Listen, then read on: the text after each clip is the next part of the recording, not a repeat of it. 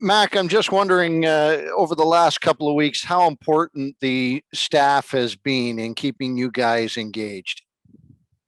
Yeah, it's been huge. Obviously, over the course of 14 days, just sitting in your apartment, you can't really do too much. So the organization, the staff have done a great job just giving us tools and resources to be able to keep our bodies in shape for the games and just staying right mentally, making sure we're still engaged.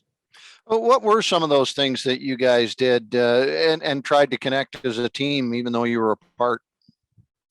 Yeah, I think we had a couple of yoga sessions, which was good. Just get our bodies loose, being sitting in an apartment all day, and then also just a little time for one-on-one video. Try to dissect your game a little bit and see where you're at as the season's going. See where you can improve in these last games coming up here.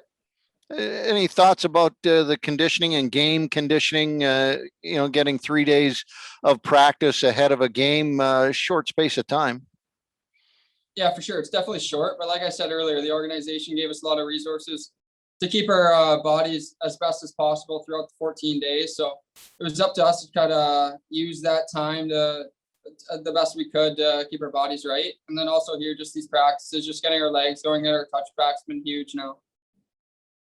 Next one goes to Nick Barden. Go ahead, Nick. Hey, Mac. Going back to a few weeks ago, you were up with the Leafs and you got to sit beside Joe Thornton on the plane. And I know you quarantined with him back around Christmas time. What has he meant to you, and how did that time with the Leafs help you in your development as a player? Yeah, whether it's been living at that house or getting called up this year, it's been huge just being able to interact with them and be with them on a daily basis and get more comfortable up with those guys and their how they go about their daily lives has been huge for me. And last one, we'll go to Joshua Cloak. Go ahead, Joshua. Mac, what's your favorite Joe Thornton story?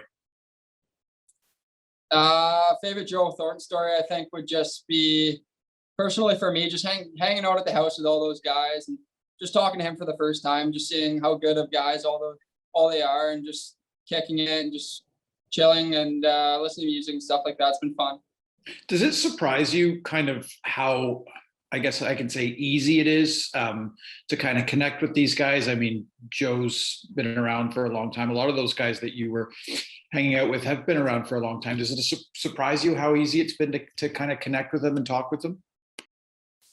Yeah, for sure. I think that just shows how good of guys they are. They make it themselves approachable to guys like me who are coming up in the organization, which is huge because obviously it's a little nerve-wracking going and seeing those guys for the first time. So just them being open with us and really including us has been huge.